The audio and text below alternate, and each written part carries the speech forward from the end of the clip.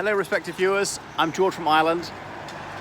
Here I am in London town, opposite Coleherne Court. You can see the blue plaque.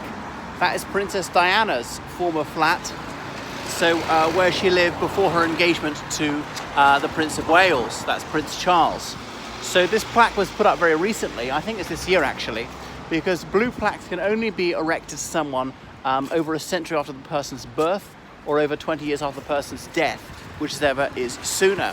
Now, Lady Diana Spencer, as she was born on the 3rd of July, 1961. And if memory serves, she's born at Althorp, which was the family seat in Norfolk. So her father was Earl Spencer, Earl being a hereditary noble title, not his personal name. His name was John.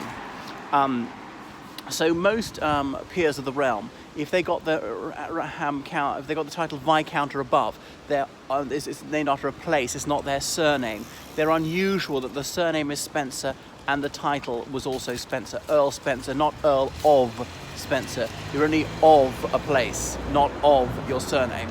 So she was the third daughter, and she lamented, I was supposed to be a boy, but then her brother Charles, is that right, was born a couple of years later. So she was a distant relative to Winston Churchill. Because of course Churchill's surname was actually Spencer Churchill.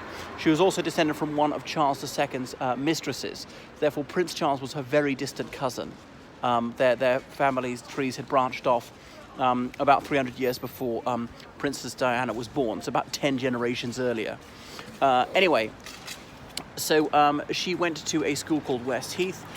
She was rather short on the grey matter, as she later said to a child to try and encourage some child, well, I'm a complete thicko, which was really picked up by the press. Now, though that was rather abrasive, that was definitely true. She wasn't a clever person, doesn't make her a bad person. She may have had other gifts, though I'm not really aware of them. She's said to have had the common touch.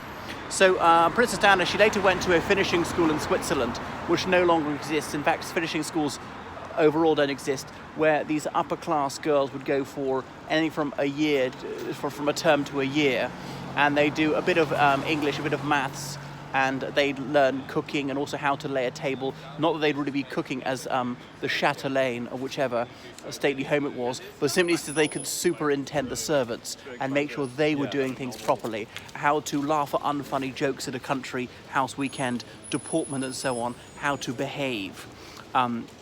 So that sort of thing was dying even in the late 70s when she went there. She'd left school age 17. I think she got one O-level. We didn't have GCSEs back then. Ordinary level, which she took at 16 in what's the word? Home economics, which is cooking in plain English. Anyway, so then she came to Londinium, and her parents had bought this flat here. Now, Earl's Court is this area. It was not as salubrious back then as it is today. You may have seen the Crown series saying, where's she living? Oh, Earl's Court. Oh, only Australians and prostitutes live there. But is there a difference? She was presumed to have kept her maidenhood. So she was Virginia intacta, so reputation has it. But before long, she was stepping out with the heir to the throne. So he briefly had a dalliance with one of her elder sisters, but that didn't go anywhere. It was talked about that perhaps she and Prince Andrew were more suitable, as Prince Andrew was only 1 year older than her, whereas Prince Charles, who was 13 years older than her, though in personality is probably 30 years older than her, because a bit of a young fogey, Lawrence van der Post, that South African novelist, being his guru. Anyway, in the summer of 1980, she was up in Balmoral, which is the royal family's private estate in Scotland, and the press pack picked up on this, took photos of her.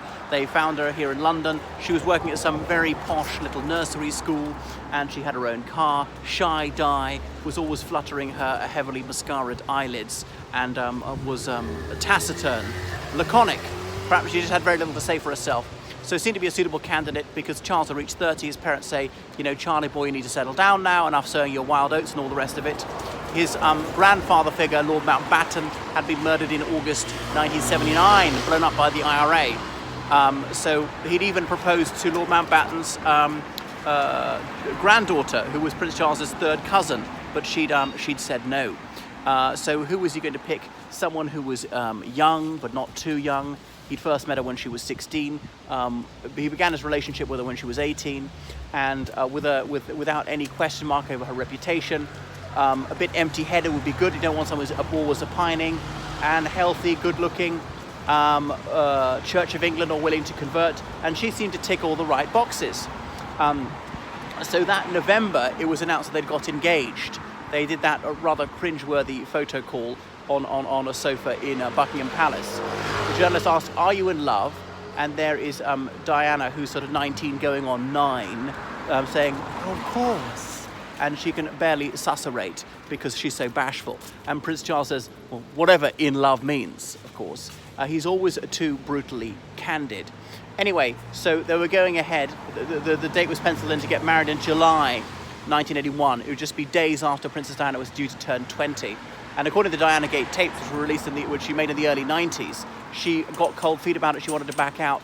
And her sisters, who called her Dutch, said, "It's too late, Dutch. Your face is already on the tea towels." Because breaking off any engagement is a major undertaking, but especially when you're marrying what was seen to be the most eligible bachelor in the world. But the wedding went ahead. It was the most viewed wedding of all time, the wedding of the century, this fairy tale wedding in St. Paul's Cathedral, celebrated by the Archbishop of Canterbury. And many crown heads were there, not the King of Spain, because going via Gibraltar was part of the honeymoon itinerary. And the Greek government didn't send anyone because the British royal family had invited ex-King Constantine of Greece, their kinsman. So the Greeks took umbrage of that. Our president, the Irish president, he didn't come because there was some disagreement over people starving themselves to death in prisons in Northern Ireland. Anyway, so she married him, and but 11 months later, they were delivered of a bonny baby boy. That's Prince William. And then Prince Harry followed in September 1984. But the marriage was going wrong later on. Prince Charles, his first love, his only love really, was Camilla Shand, as she was, who'd married Parker Bowles, Andrew Parker Bowles, who was a cavalry officer, indeed who was part of the escort, riding beside the happy couple, the newlyweds in 1981. And indeed, Mrs. Parker Bowles was actually in the congregation of St. Paul's Cathedral.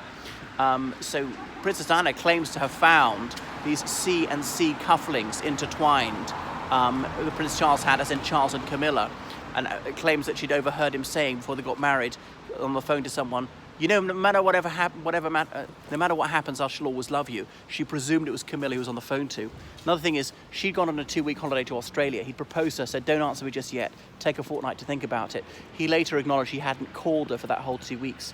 I mean, if Diana's to be believed, his behaviour was highly erratic towards her. Some weeks calling every day, and then let a couple of weeks go by with nary a word. But their marriage, it gang awry by the late 80s, and he'd resumed his liaison with Mrs. Parker Bowles, so it was a double adultery. As he subsequently admitted in October 1995, in that bombshell interview with, who was it, Jonathan Dimbleby, saying, "I was faithful to this marriage until it became irretrievably broken down," and it all went wrong. Anyway, they got divorced. That was finalised in January 1997. She got a payout of several million. She was still a princess. She lost the handle, Her Royal Highness, and she died in a car crash. She finally died at Hôpital Salpêtrière on the 1st of September 1997 in Paris. Flown back here for a state funeral, and then laid to rest on an island in a lake on her brother's estate. Her brother then became Earl Spencer. So that is her. She'd had a relationship with various others after divorce, including Dodi Fayed, not Al Fayed, tell the truth about his name, that Egyptian Emirati playboy whose father owned Harrods at the time. Well, my battery's about to run out. That's enough about Princess Diana. She shared this flat with a few friends, and the paparazzo were always staking it out in 1980, when she was still living here. Once she got engaged, she moved into Buckingham Palace to live under the Queen's supervision. There's another film out about her called Spencer. So many films out about her, including called Whatever Love Means. So that's enough from me, George from Ireland. Please subscribe to my channel and donate to me most liberally on PayPal. All right, everyone, toodaloo.